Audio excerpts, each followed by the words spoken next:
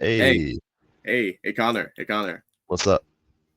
Guess what shirt I'm wearing? Guess what shirt I'm wearing? Oh, I didn't even notice. God damn it. It's your favorite movie. I why? I didn't even notice you were wearing that. God for, damn it. for you viewers who don't know, this is the cat from the Japanese horror comedy House from 1977. Connor hates that movie. Oh God, it is awful. It's so bad. And it's not even the fun kind of bad. It's just bad. It's a good time. Him and I have a lot of conversing film opinions. True. uh, I don't particularly care for one of your favorites. oh yeah, Uh, no, Mad Max Fury Road. I yeah, can't stand that movie. yes, we've discussed it in depth. We have we shit on a lot of each other's favorites, but we're still good friends here. We're having a good time. We're having a I'd good time. say you've been my best friend, what, like 7 years now? Yeah. Something No, like it's that. it's been almost 10 years. Really? Yeah. Damn. Yeah. Okay. Well, look at me not being able to count. Not surprising. No, it's been a long time, dude. Like no one no one can keep track of anything anymore. True. I'm Very true. Anyway, let's start. Let's start.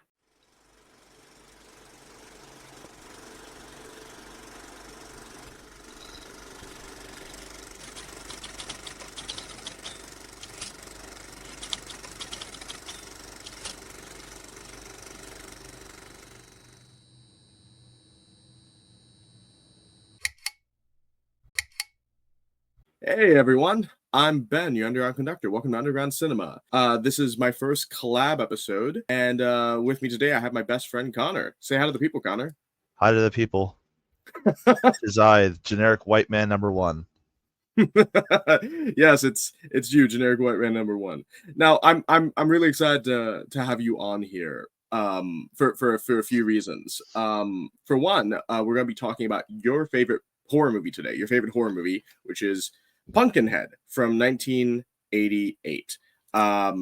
This is your favorite horror film. Is that correct? Is that an accurate statement? There is no comparison. There is no better horror film on this planet Earth. Yeah, it is a good movie. We'll get into that, but that's not the only reason I'm excited to have you on. It's also because obviously you and I see each other like every week, but this is like the first time we've recorded together in a few years. Oh yeah, the old failed podcast from God knows when. Yeah, so most of you don't know this. Connor and I used to have a podcast together back in college. And yeah, it's gone. You can't find it anymore. I think you deleted all the videos, right? Oh, thank God. Yes, I did. Yeah, so no one can hold anything against us. It's all gone. Everything we said when we were 20, it's gone. Oh, thank God. Okay, that's good as I say, because I said some nasty things about the president. No, I'm just kidding. But yeah, no, it's just, no, it's. I was looking through the channel like a while ago, and I was like, these videos sound shitty. Like even back then, my mic wasn't that good, and I was like, just it because we were sitting in my grandma's fucking house. There was no buffering on any of the sound walls, so everything echoed, and we just shit talked for like hours about nothing. That's just a common thing that we did back in our 20s. Is we just sat there and shit talked about nothing. You can be sitting there for hours and literally talk about nothing at all. That's the great thing about just being a guy in your 20s. You can just do whatever. It's great. I mean, hey, we still are in our 20s at least, so we got that Yep. going for us. We're still young. We have to admire this time while we still have it. So, and what better way to spend our time than talking about Pumpkinhead? But a couple things before Pumpkinhead. This channel, that I've started a few months ago, in a lot of ways, it would not exist without you. Really? I'll get in. Let me get into the specifics. So, back in high school, obviously, you and I started a movie club. Oh yeah, I remember. Yeah, we started a movie club. You were president, I was vice president, and in that movie club, our the teacher we had as an advisor to the club turned me on to a movie called Zardoz. Oh yeah, the Sean Connery flick, right?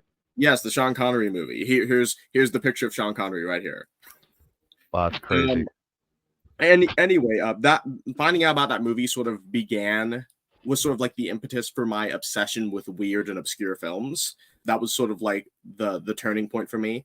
And then you people, you people watching this, you guys don't know this, but underground cinema, the concept actually started when I was in college. When I was in college, I was an officer in the screenwriting club at my university, and underground cinema was a movie night I would host every Friday for the club members, where we just watched weird movies. And the reason I started doing that was because of a movie you told me about. What movie? It Oh was wait, it well, was no, wait, you know what? Maybe Yep. not appropriate for the YouTube audience to be saying its actual title. Now Yeah, that I it was remember what it was. yeah, it was just an obscure little space movie from 1992, if you catch my drift. Yeah, I remember it. I'm sorry, everybody that knows what that is. So yeah, this channel would not exist if I didn't do those movie nights, and those movie nights wouldn't have happened if you hadn't told me about that movie. Well, I'm glad that I mentioned it, I guess. But if you don't know what that movie is, don't look it up. Seriously, just I wouldn't recommend it. Yeah, Especially if you're a white specifically, guy. yeah, specifically, do not look up Space Movie 1992. It's one of my favorite short films, but don't look up Space Movie 1992.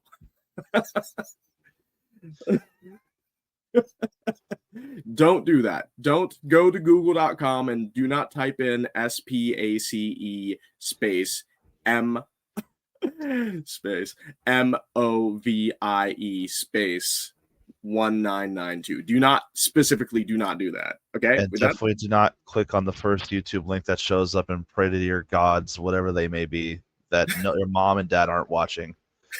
Because woof. First YouTube link, it's the first 3. I didn't look. Speaking of your channel, by the way, Yep. you have to be worried now. My father found your YouTube channel today. What? Yeah. How did that happen? How did your dad find my channel? I went out to go, make sure that I had myself ready to go so I could sit for an hour or two in the recording. And I was like, "Hey, Dad, just so you know, I'm going to be on a call with Ben for a bit about the movie today. Just so you know, not to knock on the door." He's like, "Oh, why?" And he's like, "Oh, because we're talking about this Pumpkinhead movie that we're watching. He's doing a recording for his YouTube channel." And he's like, "Oh, what's this channel called?" And I was like, "Oh, here." And I told him about it. He looked it up on the TV, and he found it. And congratulations on 41 subscribers, by the way. Thank you. Honestly, yeah, 41 subscribers as of time of recording. I'm actually very happy with that. I'm growing at a nice steady pace, I would say, for just starting the channel 2 months ago. Yeah, I mean, shit, that's better than most people do in your same thing. Yeah, So, no, good for you, man. Thank you. I put effort into my videos. I like to think that people find them entertaining or informative or whatever. Yeah, it's almost like you give a shit. Yeah, no, I care. That like this channel is something I'm passionate about. Based on how I'm lining things up, this collab you and I are doing will hopefully go up by Halloween Day, and that's the way I'm planning it out. And also, like, this should be my 11th video, like, when I post it up. Oh, word. Yes. Dang, 11. Well, yeah. Well, I have like at time of recording, I have 7 up right now. I've recorded a few of them in advance, and I'm just staggering them out. Hey, you got to do pacing somehow. Yes, exactly. Anywho, on to the movie Pumpkinhead. So typically the way I do these reviews is that I give a brief synopsis of the plot of the movie. Should we be kind to the listeners and the viewers and tell them what the movie's about? Should we do that? Yeah, but first things first, spoiler warning, all capital letters, Comic Sans, alarm blaring sound effects. Yeah. No offense to your listeners, but you can't stop me from talking about this movie. So we're going to talk about this movie. So, yeah, you're kind of person than me. You've seen my videos. I don't even do spoiler warnings. Most of the movies I do are like 10 plus years old. Well, you mark them as review. I mean, yeah. If you couldn't figure out that there's a spoiler warning from the word review in the thumbnail, that's on you. I mean, it seems intuitive. I mean, I think it seems intuitive, but like, I'm not here to insult the listeners. I'm not put X YouTuber here. No, I'm not gonna point names and No, no, no. We're not gonna do that. Yeah, we're not Nobody's gonna. gonna. Nah. But I Yeah, digress. I'm just giving the fair warning that I would give it were for me doing a video. Spoiler warning from this point on about the movie. yeah, I highly recommend. Feel free to stop me. That if you have never seen it before, experience it first, then come back here and talk and watch this because you need to experience it firsthand. yeah. No, you need to do that. It is a good movie. I think It's I think I think it's definitely an underrated classic from the 80s. But yeah, it's Pumpkin. also under an hour and a half, so it's not long. Yeah, I think it comes in at like 86 minutes. Yeah, it's hour 26:17. Don't ask why I know exactly how long it is, but it's that long. We'll just go with it. We'll go with it. um, but yeah, Pumpkinhead takes place in like the vague area of the Midwest or South. We follow the character of Ed Harley, played by Lance Hendrickson. A classic. Yep, classic of the horror genre. Lance Hendrickson has been in everything. People kept on, people, it's like a common like trivia fact amongst film fans that, oh, Bill Paxton, he was killed by a Predator, a Terminator, and an Alien. Yeah, so was Lance Hendrickson. Lance Hendrickson was not only killed by a Terminator, a Predator, and an Alien, but he was also killed by Ghostface in Scream 3 and Pinhead in Hellraiser 8. He was also killed by a white woman in this movie, but we're not going to get to that point yet. Yeah, we're not getting to that. We're not there yet. So Lance Hendrickson, he plays a character named Ed Harley. Ed Harley runs like sort of a gas station like stop in like it's like a grocery store, like those side store grocery stores. The ones that are like the mom and pop up style ones with the swing open little creaky gates like you see in a lot of horror flicks. Exactly. He lives in he owns one of those, and he works there with his son, who's can't be older than like 9. And I swear I can't, even though we both looked this up now, he looks like something like a kid from another movie, but apparently he's been in basically nothing except for like one Disney thing before, and that's everything he's known for.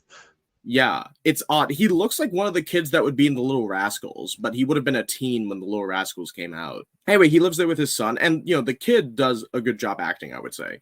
It's just the two of them. They work together, and then one day some young people, some city folk come by, and we know how that goes. The city folk come by. They come by with their dirt bikes, and one of them says the most cringe line I think I've seen in the movie ever, but it's like the funny cringe. What was the line again? Oh god, it was the hairdo guy in the silver car. What is it? Something like, "Is this where we got something, yo?" I can't remember the actual line. Oh, but it's like such he reads it so bad. It's just like, I don't know what he's trying to get across. If he's supposed to sound like Sylvester Stallone, but he sounds a bit like Sylvester Stallone, and it's weird. It would have been the time for it. Well, here's the thing. Like, I was rewatching the movie before we recorded, and I was watching it with the commentary on top. And the commentary wasn't done by the director. We should mention that this was the directorial debut of Stan Winston, famous makeup artist and special effects artist who has done everything. I'll put a list here of all the movies that he's worked on. This is all of it. Also, to be fair, I believe Stan Winston died before the commentary actually came out, because the commentary was re-released with the DVDs re-released for the special edition in 2008. Yeah. Yes, that is correct. He did pass away at that point. One of the last movies that he worked on was the original Iron Man in 2008. But this was his directorial debut, and you and I watched all the special features for it. It seems like everyone on set just loved the guy. Seemed like for a first time he was doing great work. This wasn't completely alien to him. funny. I didn't even intend to say that. We'll get to that. But apparently he was a second unit director on Aliens, which makes sense. You have a lot of directors who become like really successful directors later. They end up starting off as second unit directors on other projects. Like David Leitch, who's a former stuntman. He was the second unit director on The Wolverine from 2013, and he ended up directing John Wick, Atomic Blonde, Deadpool 2, Bullet Train, and The Fall Guy. All very good flicks that I think we saw most of those together, actually. We did see most of those together. So yeah, no, he did all of those. And Andy Serkis did a lot of second unit directing on the Hobbit movies, and then he ended up directing Venom 2. Venom 2, Let There Be Carnage. Did he? I didn't actually know that. No one does. People are all like, who did Venom 2? It's like the guy that did Gollum. It was him. Also, a little bit of a side tangent. Did you know that Venom was on Hot Ones the other day? I did not know that. It's bad. There's a GIF, a very sus GIF. Editor Ben, can you put it on screen? Show the audience the sus GIF that came out of that Hot Ones video. Yeah, that's a fun thing. I can't wait to see it. It's so funny. I was thinking about doing a review of a 1980s movie called Venom to tease the audience. I was like, how do I get more traffic to my channel? But I'm like, no, that would be too cheap even for me. Oh my god. Yeah, that's the sus GIF of Venom from Hot Ones. Oh my god. It's so sus because somebody cropped it out so you can't see the table or the jug. You just see the white and the motion. And it's like, yeah, that's pretty sus. That is pretty sus. Okay, I'm gonna put that in. Anyway, we're on a tangent here. City folks show up. You show up with their dirt bikes and they run over Lance Hendrickson's kid. And I was watching the creator commentary. It was from the co-writer of the film and a bunch of the special effects artists, including Tom Woodruff Jr., who actually plays Pumpkinhead in this.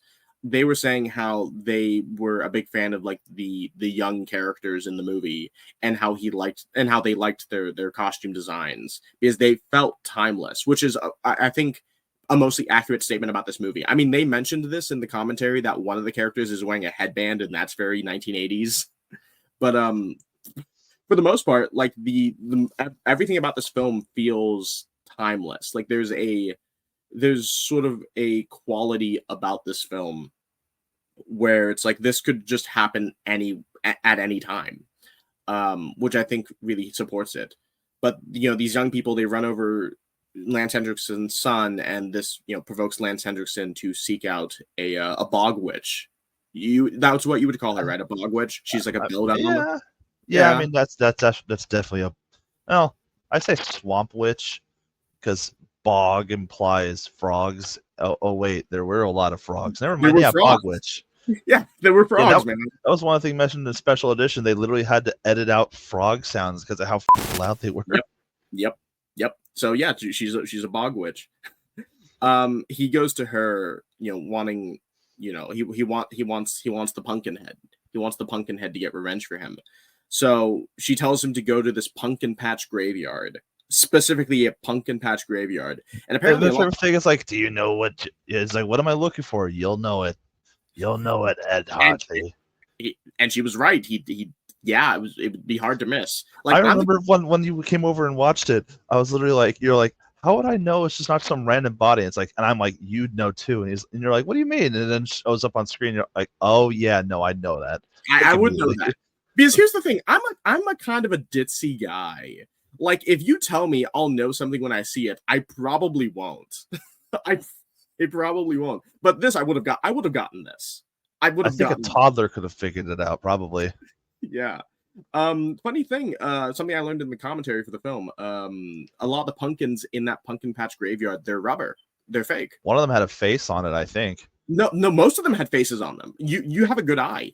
They mentioned that in the commentary. Most of them had faces carved into them. I only saw the one actively watching it with you the other day.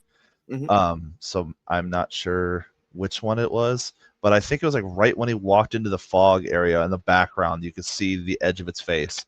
The rest of them you can't really see that well, but you can kind of tell that there is something. Well, the movie is very foggy, and that's intentional. Apparently, once again, I learned this in the commentary, a lot of the lighting and sort of aesthetic of this film with all the fog and whatever, it was inspired by the filmmaking style of Mario Bava, who's an Italian filmmaker. He's probably best known for making Black Sunday. Remember when we saw Beetlejuice, and there's that one spoiler for Beetlejuice. There's that one scene where they show Beetlejuice's origin story in black and white during like the Black Plague. Yep, I sure do. That's an homage to Black Sunday. That's odd, but okay, I'm sure there are worse references to have, I guess. Yeah, Mario Bava was, a very influential foreign filmmaker. I'd say he was probably up there with Igmar Bergman, the guy who made The Seventh Seal. Funny thing, I only own one of Mario Bava's movies. That'd be Planet of the Vampires. I've never seen any of his stuff, so you got Yeah. more than me on that one. But yeah, no, like it's a very foggy movie. That's why you can't make out a lot of the details, but that works aesthetically for what they're going for. Anyway, he goes to the big thing in the graveyard and he digs up the body, and he brings it back to the witch. And I mentioned this while we were watching the movie. Like that body he dug up was the embodiment of vengeance. And then you and I watched the special features together, and in the special features they were talking about how they were really interested in this idea that there'd be different demons who embodied like the different sins of man. And it just makes me wonder, like they made sequels to this obviously, but like I would have preferred like seeing spin-off movies about each of the sins. It definitely would have been interesting to see what they each would have looked like, because for example, vengeance is the theme of the film. Yep. And it's like, don't maybe think twice before you full hog into that stuff before you start regretting your decisions. Yep. The interesting thing for me is that it looked the way it did. The demon looked the way it did. Yep. How vastly different would it have been depending on the sin? Because greed, I'd imagine, wouldn't need to be violent like vengeance would absolutely have to be. But lust would be what, like humanoid, humanish, human adjacent? I feel like if they made a Pumpkinhead movie about lust, it would just be Cleopatra or something. I don't know. It probably wouldn't be allowed to show it in most theaters, to be fair. They probably have to get like Joe D'Amato to direct it. Yeah, in the 80s, it'd definitely be more of an 80s thing, because they definitely did not have the balls to make it today. Not at all. They wouldn't. Only an Italian man could do that. True. Yeah, I'd buy it. Yeah. But anyway, they like, the witch brings Pumpkinhead to life, and we get our first hint in that movie that whoever summons Pumpkinhead, like indirectly I would say, because obviously the witch is the one raising him, but like Lance Henriksen is the one summoning him.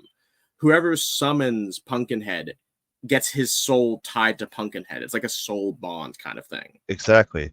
Which is the crazy thing, a little detail that may not go noticed at first, is that Pumpkinhead's appearance actually changes throughout the film.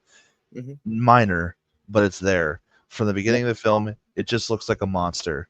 Just scary face, bloodshot, white, milky eyes, standard demon shit. But by the last kill of the movie, end of the film, wrapping up, it almost looks like the guy. It looks like Lance Henriksen. Like, and that is obviously intentional, but it's it looks amazing. Anyway, Pumpkinhead goes on his little rampage, and he starts like killing each of these like teenage stand-in characters one by one at the cabin from Halloween 4, and also apparently Friday the 13th Part 3, I think, or 2. One of them. I've not seen all of Friday the 13th, so you know more than me about that one. I just heard it in the commentary, and I'm like, okay, that sounds about right. That seems like a cabin in one of the Friday the 13th movies. But that's the thing. It's a classic horror location, the cabin in the woods. But he goes there, and this is where we get like the best. We get like really creative kills in this movie of these characters, but we also get like there's a soft humorous aspect to it. Not humorous in like the haha, look at this just happened. Humorous in the sense of, wow, they did that, because like there's a scene where Pumpkinhead like smushes the face of one of his victims on the window, and it's clear he's just doing that to be a dick. Like he's a sadistic creature. He's not aimless. He's smart enough to be cruel. That's the one thing about this movie that I particularly enjoy, is the fact that they could have just made it a monster that just goes and kills people like some basic bitch, excuse my French, some basic monster. But no, instead it's a demon with human intelligence that's just needlessly cruel because it's from hell. So it's like, oh yeah, I'm gonna carve a cross into the religious woman's face and then mash her face into a piece of glass before shoving her through it. Or my favorite death in the entire movie, which I told you at the time, which is when the demon picks up a gun and you think like, oh, is it gonna shoot? No, it stabs him to death with the gun. Do you It's know how stabbed. funny that is? It's so funny. It's they and it's the main guy too. It's the guy that got them all killed to begin with. The character Joel, who apparently was named after a different director named Joel Bama, I think. Not sure. Um, yeah, it's the guy who that it. I don't remember the movies he made. Here's a list of the movies he made. But like, it's the main guy, the guy who killed the kid, the one who, and he gets the worst kill in the movie. I mean, it's hilarious. It's the best kill in the movie, but like, it looks the most painful. And it's so funny. I didn't notice this. Like I said, the commentary did a lot for me. Like, Tom Woodruff in the movie says, "Oh yeah, you see that scene where I lift up like Joel's head after I stab him with the gun? That was meant to be a reference to King Kong when he does the thing with the T-Rex." Oh, I would never caught that movie. Damn. I wouldn't have got that either. Deep This is cut why you watch film. reference. This is why you watch film commentaries. I love it. But that's what I love about this movie, going into that, the character of Joel. So I told this to you while we were watching it. Uh, in most horror movies, and you know, the creators of this movie don't consider this to be a slasher, but it has similar tropes to a slasher. You know, you have like these young characters who, you know, and and typically in a slasher movie, they're punished because they're young. They're young and they're hedonistic. You see that in Halloween or the original Friday the 13th or Nightmare on Elm Street. The young characters are targeted because they are specifically young and hedonistic. They're punished because they don't have any sense of virtue. And typically the ones who survive, like the final girl character, essentially, would be like the character who would have virtue. Typically the character who's a virgin or the character who isn't cruel. Um, you know, that's the trope you see in a lot of these movies. But they're killed for no reason typically. In this movie, in Pumpkinhead, the characters, they're killed for a reason. The monster isn't targeting them just because they're there. The monster is targeting them because, you know, one of them killed a kid. Like, they don't Yeah. they don't all deserve to die. Like, most of them were just there. But like, because they're part of a group, and because Lance Hendrickson's character doesn't know which one killed his son, you know, he's just like, okay, that general direction. He's a bloodhound, pretty much. Pumpkinhead's a bloodhound. The kicker for me is the fact that, like you said, it's not aimless. Mm-hmm. Like, it's a clear drive, but the fact that the character doesn't know means that he's taking out all these people for the actions of one. Yeah, and that's the thing about vengeance, is that even though you're only wanting the revenge on one person, mm-hmm. it affects a lot of people. It does affect a lot of people who don't necessarily deserve it. And something I love about this movie is that after Joel gets killed, Lance Hendrickson's character Ed holds Joel like in an embrace. Like, he holds Joel's body in an embrace. Now, obviously, Lance Hendrickson doesn't know that Joel is the one who actually did it, but Lance Hendrickson feels guilty. Ed feels guilty because it's like, well, this was just a kid. Like, he doesn't know that that he was specifically the one who killed his kid, but in his mind, it's like, all these kids have died, and it's just because of my thirst for vengeance. And I think I think that's very powerful. See, I think the way I took that was a little different than you. For mm-hmm. me, when he picked up that kid and looked at him, I think it was more, this could have been my son. And I've now realized that I'm killing someone else's kids. I need to stop that, because this is not how I should have gone about this.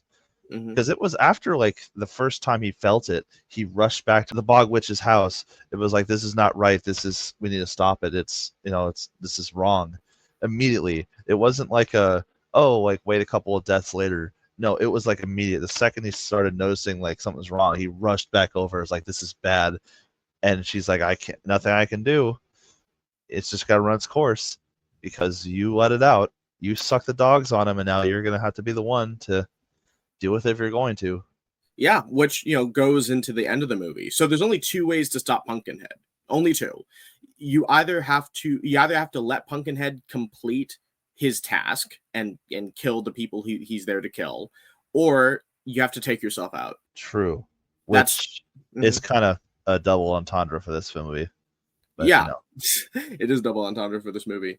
But you know, that's what Ed Harley eventually does. You know, he obviously, he's being infected with the evil, but he realizes at a certain point, like, I got to do this. So he shoots himself. It doesn't exactly work, But then he has like the final girl be like, take the gun, shoot me. And this is something I did not notice, and I wouldn't have noticed if I didn't watch the commentary. There's a shot after Ed shoots himself, because when he shoots himself the first time, Pumpkinhead falls down, but then he has the fake out where he grabs the guy's leg and then gets back up. Right. In that scene where he grabs the guy's leg and gets back up, once again, I would not have noticed this. Tom Woodruff, the guy who played Pumpkinhead, pointed this out to me. So it's your fault. You could see Pumpkinhead's sneakers at the bottom of the frame as he's getting up. I didn't even notice that myself, and I've seen that movie a dozen times. I would not have noticed it. I don't think I ever would have noticed it if Tom Woodruff didn't point it out in the commentary. He's like, "Oh no, you can see my sneakers in it." And I rewinded. I was like, "Oh my god, you can!" Because you and I saw the behind the scenes photos, and he's wearing sneakers in most of the shots where you just see him like, from waist up. Because why wouldn't he? Like, he had to wear stilts for most of the movie. That's uncomfortable. Yeah, that and the fact that if you see the creature in its entirety, it's essentially like wearing like 10-inch stilettos. Yep. I'd imagine it would be kind of hard to walk around. It's like one of those things out of what's that movie called? Crystal something. It's the one with all the puppets in it. I can't remember the movie's name. Oh, The Dark Crystal.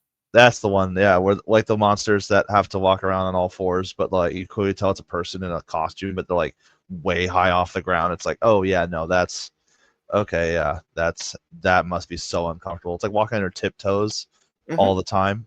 Yeah, no, I cannot imagine leg cramping. Most women do that with heels. But those are only like between 2 and 5 inches on average, depending on the heel. But yeah, like that's not a small creature. Inches. It was 18 inches.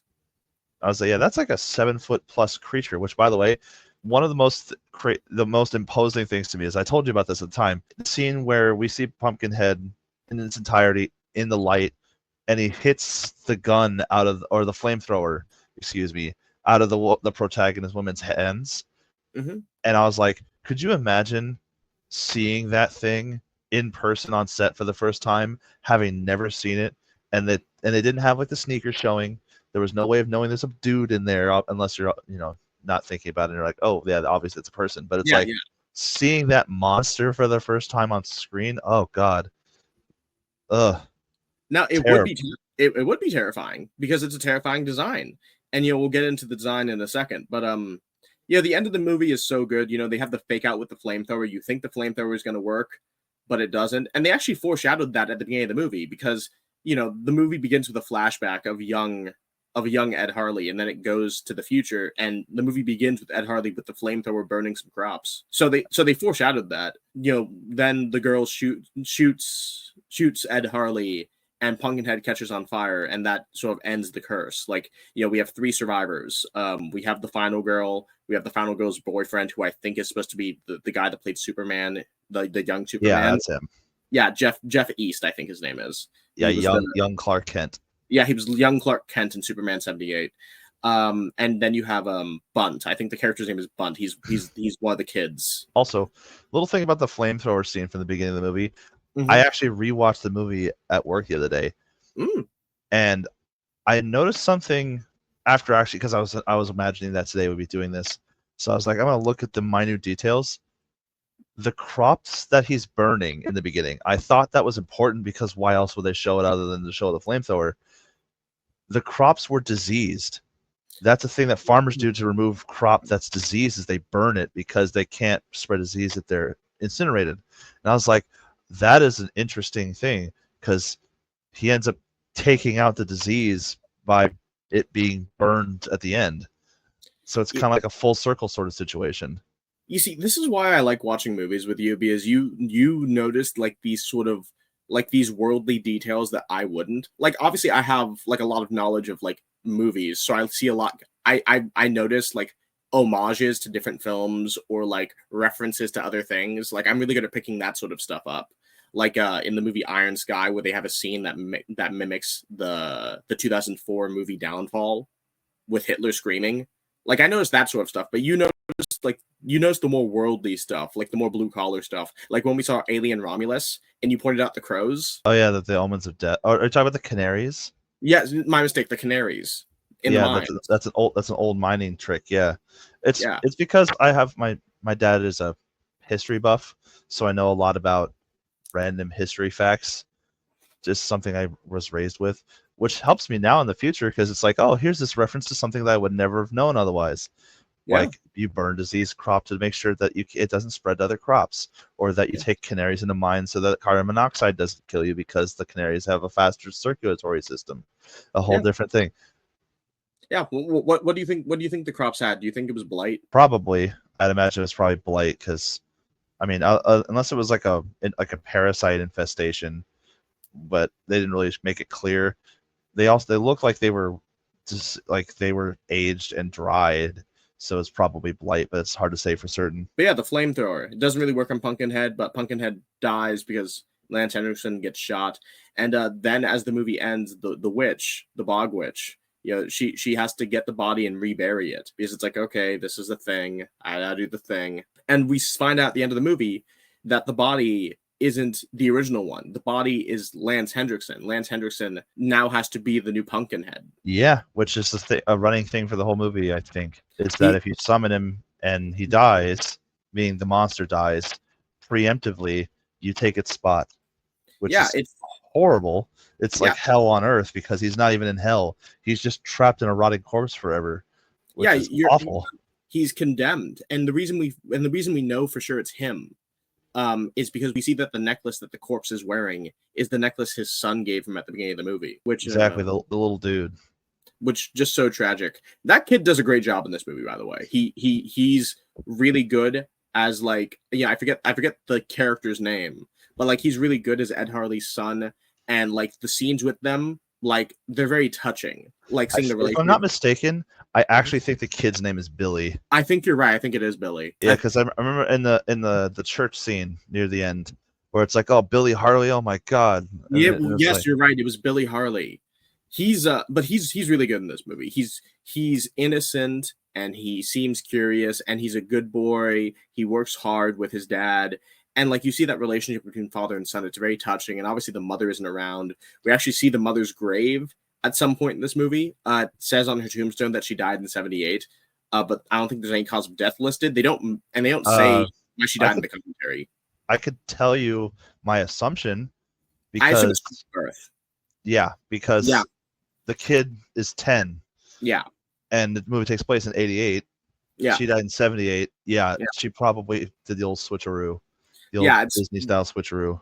That was my assumption, but they don't say it in the movie, which is fine. You don't need everything spelled out to you. But I think the fact that it was just the two of them, the fact that Ed Harley only had his son and then his son was taken from him. It adds an extra layer of tragedy in this movie, and it creates obviously understanding for why he would have done this, even though it's wrong. But this is a good movie. I was disappointed because when we started watching this movie a few weeks ago, you told me several times before we watched it that it would be bad, and it wasn't. To be fair, I was doing the mistaking thing of somebody in my generation and comparing it to modern films, not time period films. Because of the time films, it was a masterpiece. But holding it to film now, it's day and night. Yeah, no, it's a good movie. It's a really good movie. That being said, we have to talk about the elephant in the room here. The one from the commentary, the one that was never mentioned, surprisingly enough, in the hour and a half of commentary. They never bring it up. And I have extensive notes. Oh, yeah. I have extensive notes. So those of you who've gotten this far and seen what the creature looks like, you've probably figured this out yourself. The Pumpkinhead creature, which is a great design. It's a great design. I'm not dissing the design. It's very clearly a xenomorph from Alien. It's one of the aliens from Alien. Yeah. That's very clearly what it is. Like there's no question about it. Like once again, this was the directorial debut of Stan Winston, who was the special effects artist for a million movies, including Aliens. He worked on Aliens with James Cameron. He's the one who designed the Alien Queen in Aliens. Tom Woodruff, who played Pumpkinhead, also was a special effects artist on Aliens, and after Pumpkinhead ended up playing a xenomorph in several later films, including Alien 3 and Alien vs. Predator. He actually played the Pred Alien in Alien vs. Predator Requiem.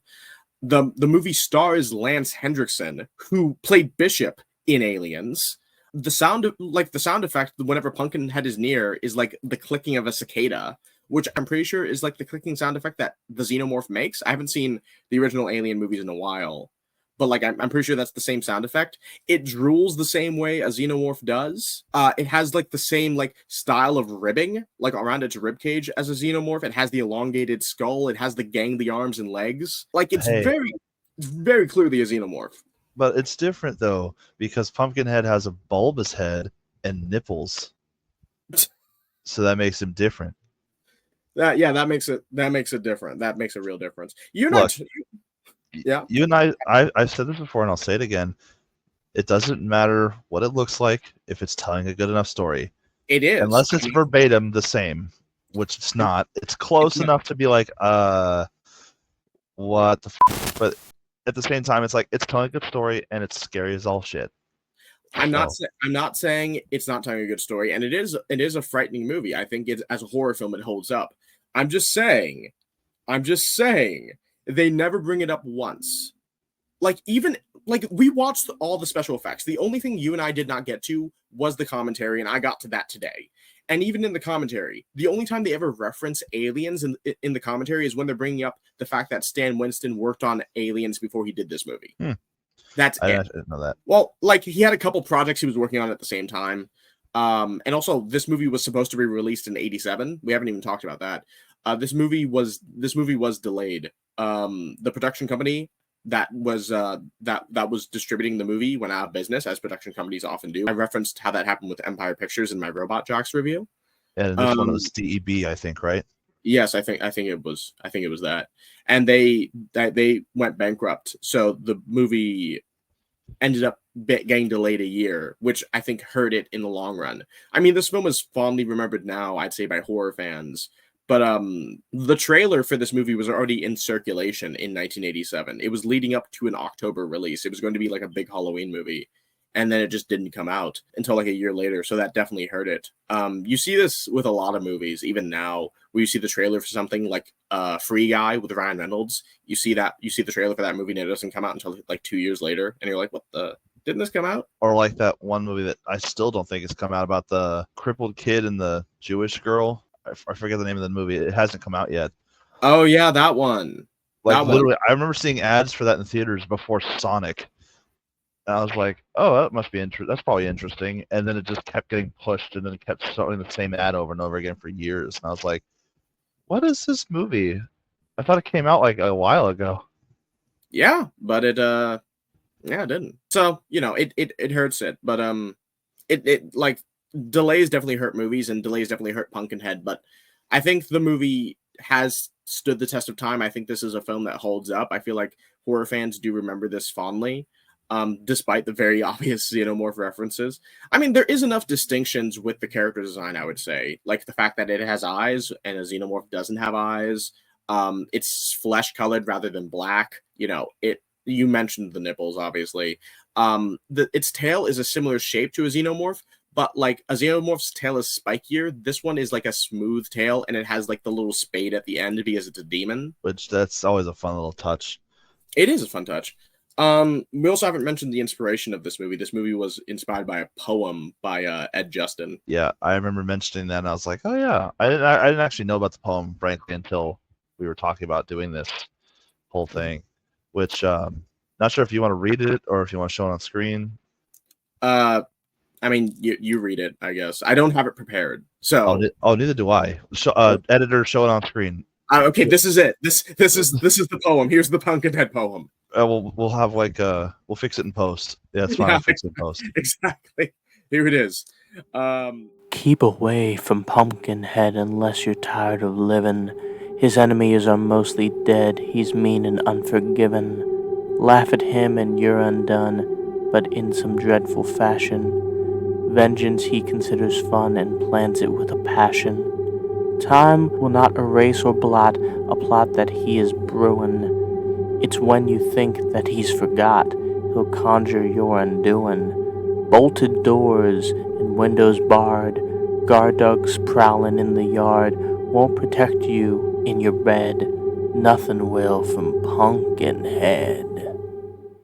But I do like the fact that it's based on a poem. I think really adds to like sort of the ethereal nature of this film, like because this is essentially a bedtime story. Like we see this in near the beginning of the movie with the kids who are teasing each other, about how Pumpkinhead's going to get them, and they say the poem in the movie. It's meant to be like a local legend, like sort of a bedtime story to scare kids. And I think as like a horror framing that really works. Also, one of those kids, I think the character's name is Christine Wallace. She's played by Mayim Bialik, like a 11-year-old Mayim Bialik. For those of you who don't know, Mayim Bialik played Amy, Sheldon's girlfriend in The Big Bang Theory, among many things. She's had a very successful acting career, I'd say, doing a lot of TV work. She's done a lot of voice acting for several different things, including Recess, and Kim Possible. And she's also, a neuroscientist, like an actual neuroscientist. I knew about the neuroscientist thing, obviously in The Big Bang, but I didn't know about the Kim Possible thing. Oh yeah, she did a bunch of voice roles for like different cartoons throughout like the 90s and 2000s. Like she had a decent voice acting career, I'd say. Like she isn't like a Mark Hamill or a Kevin Michael Richardson, but she's talented. She's talented and she's done a lot of stuff. But I like her. I like Mayim Bialik. I think she's a really good actress. I think she's really charismatic. I like her deadpan delivery in The Big Bang Theory. I think she's one of the funnier characters in that show. Was she in Kim Possible or was she Kim Possible? She was in Kim Possible. She was not Kim Possible. But yeah, Mayim Bialik, I really enjoy her. Another thing about this movie, you actually told me this, and I don't think we brought it up yet. The dog in this movie, the dog is called Gypsy. He's played by a dog named Mushroom, who's actually the dog in Gremlins. Yeah, which that's such a weird like casting choice. Like, why that specific dog? Was that just like a nod to Gremlins, or like just a random dog they just didn't have access to? I don't know. It was just a weird random reference, which I don't even know if it was intentional or not. But here's something. I'm into it. Okay. I'm a little bit of a take. I know it's not a hot take or original one. Can we just talk about the fact that there was no CG in this movie at all? Well, yeah, because enhancement from anything. Yeah, because they couldn't. Well, I mean, it was 88. They did Star Wars, not when in comparison. 77. The first movie that had CGI in it was I think I'm trying to remember what year it came out. It was the movie Westworld. I actually do that. I like the movie, but I appreciate the fact that not only was the monster always on screen, physically there, with the sneakers. There was never a point in the movie where people were like, man, I wonder what that monster looks like. It's like, no. In the first couple minutes, you immediately see its silhouette, and you're like, oh dear God, what is that? Like, the set design is phenomenal. The costume design, great. Like, kudos to the people that worked on like the things that you don't really think about too much, like where they found the bog house, which was a house that was just there. Also, the fact, well, we did mention before that the creature is intelligent, but the fact that it with people, it could just kill them in like intelligent ways, but like it not only with people, but it's clearly obviously a demon. Like, for example, when we see a young Superman get onto his motorcycle, and then it cuts to like another camera angle, and it's holding up the bike chain because it broke the bike chain off. And I was like, what monster knows what a bike chain is and would think to break it off? He was just being a dick. Yeah, it's like here's a little glimmer of hope for escape. Nah, no, because why would you check a bike chain on a motorcycle? Yeah, where were you going? So full of hope. There is no hope! Not for them, not for you, certainly not for me! Yeah. Or the fact that like I mentioned this before when we watched it, the church scene, or like they think like, oh, because it's hollow ground that they'll be safe. Not only does it walk straight into the church like it's nothing, it grabs the cross and smashes it to pieces. Well, it gets really angry when it goes into the church. I remember they mentioned in the commentary that when it walks into the church, like it doesn't affect it, but the creature itself is supposed to feel like he's in like hostile territory. Which So that's why he smashes the cross, because it's like, I don't want to be here. Which is great. Mhm. I love that. It's amazing. Here's another smaller detail that I noticed in the movie, but I didn't really think much about. So Ed Harley has like buck teeth in the movie. Yeah. And that wasn't like a decision that Stan Winston made or the writers. That was a note from Lance Hendrickson himself. Lance Hendrickson said he wanted it to look like the character was rough and hadn't been to like a dentist his entire life. Makes sense. Yeah. Which, by the way, I cannot sing the praises of Lance Hendrickson enough. He's just a really good actor. He's good in everything he's ever been in. He never misses a trick. Even if he's in like a bad movie, he's never bad in it. Like I also remember talking in the commentary, he had said about that line about his grandmother in the beginning, with the paper skin or whatever it was him, because he felt like just tying it back to the character to make it seem like the character isn't just he started here, was kind of nice. Because it's always a problem with films where like they don't reference much to prior characters, that person's lineage, regardless of whether or not it's a prequel, sequel, or it's just the primary film. They don't talk about their family, so it seems like they just kind of started when the movie did, and that's like and any kind of nod before that is just kind of like exposition at best. But they actually do have a prologue in this movie, which works for a couple of reasons. One, because obviously in most horror movies you have to establish the stakes early on, otherwise the audience is going to get bored. That's just something you have to do. But also it gives, like you said, it gives context to the character of Pumpkinhead. Like it helps build the world, because it's like, yeah, this is like a local legend, people know about it. Like at the beginning of the movie we see this guy getting chased and he knocks on the door, he's begging for help, and he says, I didn't kill that girl. And that's supposed to be like alluding to like the future, where it's like, oh yeah, no, like this is something that just people know about. Now, correct me if I'm wrong. Also, there was a difference between that first group and the group at the end. The guy that went up to the house in the beginning was like, I didn't kill that girl, I didn't do it, blah, blah, blah. The end group never said that, even after they found out that it was the kid that died that spurred this whole event on. Almost like it was they're realizing it was our fault and we should accept this, except they had to survive because human instinct is making them survive. Yeah. No, like they recognize that, oh, like this is why. And they find out, the two survivors find out near the end of the movie that, oh, the boy, what happened to him? We thought, is he okay? And then the kid Bunt, I think the kid's name is Bunt, he says, well, I reckon if Pumpkinhead's after you, he's not.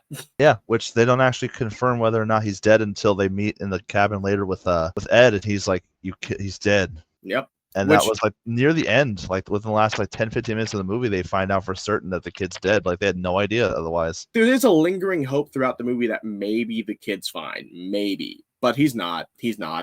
And that's something I really admire about movies. So a lot of movies, like specifically horror movies, they have a barrier for how far they'll go. And typically it's like, okay, no kids.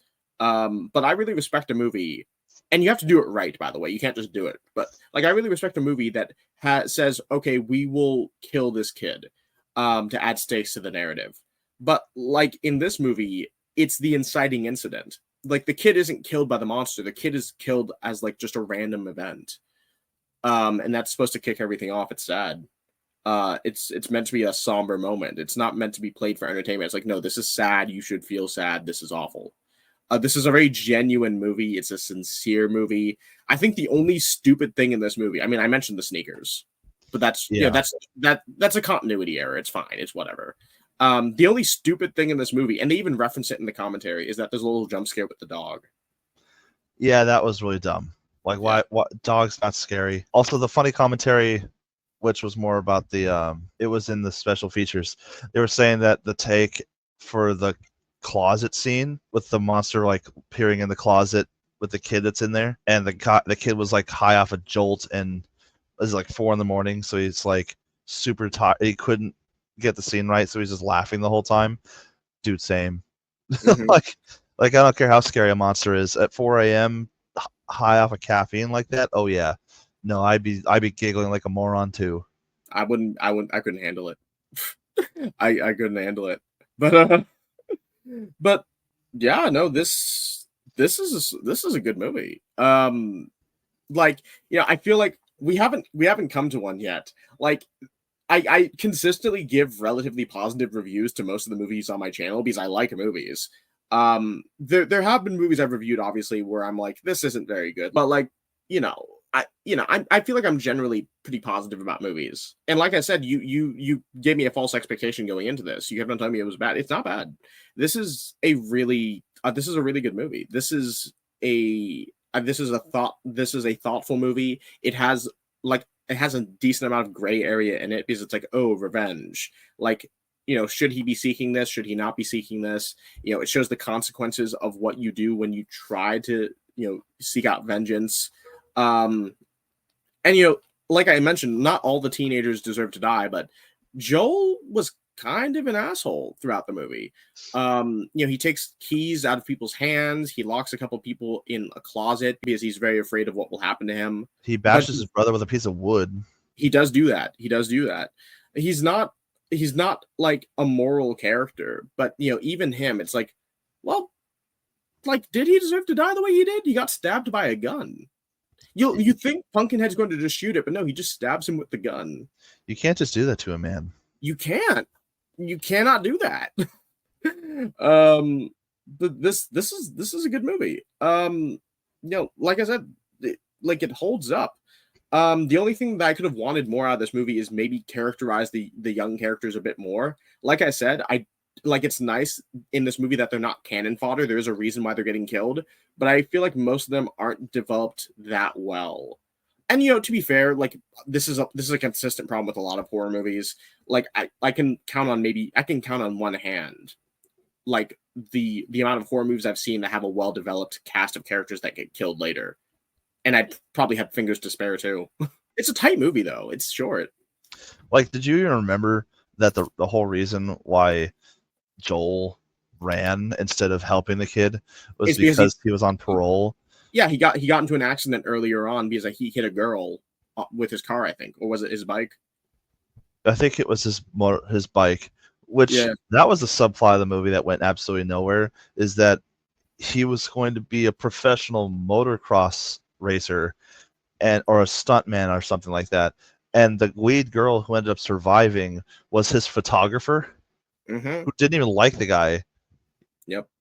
Which I thought was like, that's such a weird random thing. It's like, give them an excuse to be here in the middle of nowhere. Yep. They didn't really have an excuse otherwise. They were just kind of like, well, how do I put a bunch of city folk in the middle of nowhere? It's like, oh, I don't know, put them in a motocross setting or something. I don't know.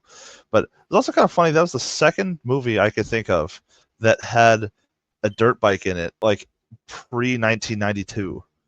Oh, would the first one be Rad? The movie Rad from like 1986 or something? Yeah, because like it wasn't popular yet, because motocross like that wasn't really big until the 90s. Yeah.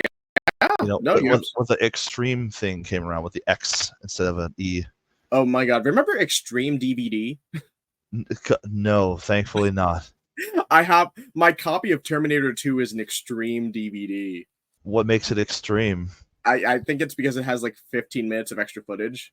Wow, that is pretty extreme. It's pretty extreme, man. It's pretty extreme. That's raw. It's raw. Raw, filtered, and uncut. It's just Sarah Connor talking and being sad. Oh, she is sad in most of the movie.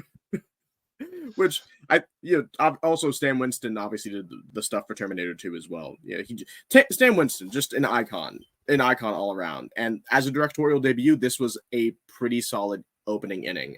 Sometimes when you have a filmmaker who's like making their first few movies, it's like, okay, it's taking a little bit for them to like find their voice. But every now and then you have like a director who just hits it out of the park their first try. And I think this is one of those. I don't know if he ever directed. I should have looked into it. I don't know if he directed anything else aside. Yes, he did. He did. Which one? What did he do? I'll give you 1 second to double check. But if I'm not mistaken, it's a buddy cop film between a cop and a gnome.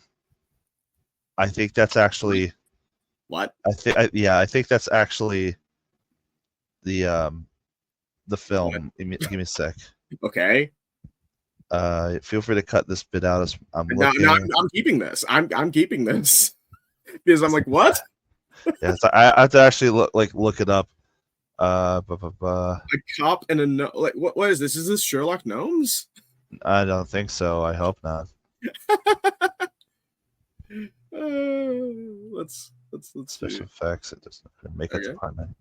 Where are you? Yeah, it's hard to distinguish his filmography considering how many movies he's worked on, but not as like a creative force. Yeah, let's see. Ah, here it is. A gnome named Norm. A gnome named Norm. Yep, it is a 1990 fantasy buddy comedy film directed by him and written by Penn Densham and John Watson. It stars Anthony Michael Hall, Jerry Orbach, and Claudia Christian, and is about a Los Angeles police detective who teams up with a gnome to solve a murder. What? That's another film he directed after this, 2 years later. I maintain I think he knocked it out of the park with Pumpkinhead. Yeah. Like, I haven't seen this gnome movie. I can't judge it until I watch it, but like, come on. The poster looks bad. Like it's bad. It looks like it's bad. Maybe something that might be worth watching in the future. Maybe, yeah. Like maybe I'll cover it. Maybe I'll cover it sometime in the future. You know, the point I was making though is that the point I was making is that this movie is a solid opening inning for Stan Winston. I feel like this is a movie where he definitely showcases his talents, not only as a storyteller, but as like a special effects icon. Because this movie has some of the best creature effects I've seen in a film. I think the only, like, you know, obviously Stan Winston's worked on a million things, but I think the only thing he's worked on that I think looks better than this is The Thing. True. That is true. I do like The Thing. But I wonder, have you seen Monster Squad? I have not seen I know he did that. I know he did Monster Squad. I haven't seen Monster Squad. I can't remember the year it came out. 86, 87, I think. One of the two. I think it was 86. Well, either way, I grew up watching that movie because it was one of my mom's favorites. And it's literally like a Goonies knockoff almost. Because it's a bunch of these kids that have like a clubhouse where one of them creeps on older women because, of course, they do. It's the 80s. Yep. And the kid's sister wants to join the club because, of course, she does. And she just happens upon Frankenstein's monster and is like, hey, guys, look, can I be in your monster club now? I actually have a monster now. And they're like, what the oh, my God. Like, why do you have that? Why is that real? And then all the rest of the monsters come to show up, and Van Helsing's there. It's a film. It's a movie. I've heard of it. I've been meaning to watch Monster Squad because it just sounds hilarious. I think that's probably supposed to be the point. No. Oh yeah, no, it's 100% a comedy.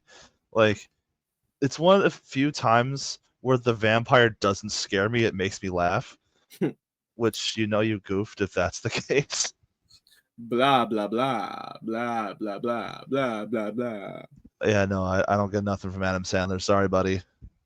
Got nothing. Man, good old Adam Sandler. Anyway, we're spinning our wheels at this point. Point is, Pumpkinhead. I think it's a good movie. I highly recommend to the audience, if you haven't gotten a chance to sit through it and watch it, for some reason after this entire time of us talking and you didn't stop it like I asked before and watched it, do that. Rent it, borrow it, buy it. I suggest actually paying for it though, because, you know, the guys that made it put a lot of heart and soul, and it shows. I see you over there, Jerry. No pirating. Yeah, go. You know, do your thing, Jerry. But yeah, get this movie. I picked up like the copy that I got you. It's the same copy I have. I got them at Big Lots. Yeah, I'm actually looking at it right now. It's sitting on my desk. Yeah. But yeah, no, I this is a good movie. I think it's worth a watch. And also, if you want to, this review that we've done is almost as long as the movie itself. So you could just play this as a commentary over the movie if you want.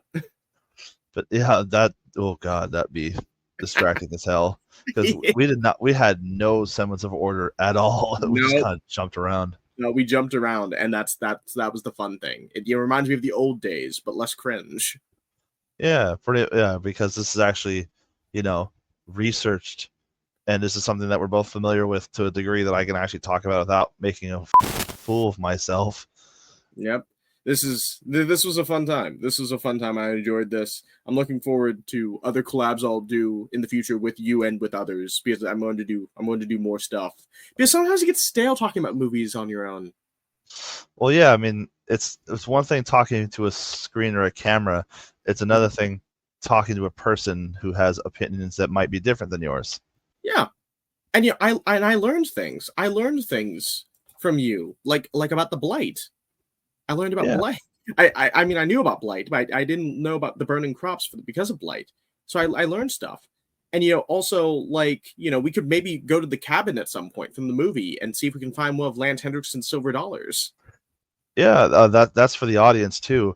Those silver dollars that he had in the movie, if you ever see it, he spills a bunch of them under the cabin. They're still there. Yep. So unless somebody dug them up in the last 40 years since the movie came out, About 36, yeah. It's they're probably still there. It's so I love it when that sort of thing happens. Like, I think the helicopter from Predator is still there in the forest. Like, bro, they didn't have to use actual silver dollars, but they did. Lance Henriksen lost them too. They were his.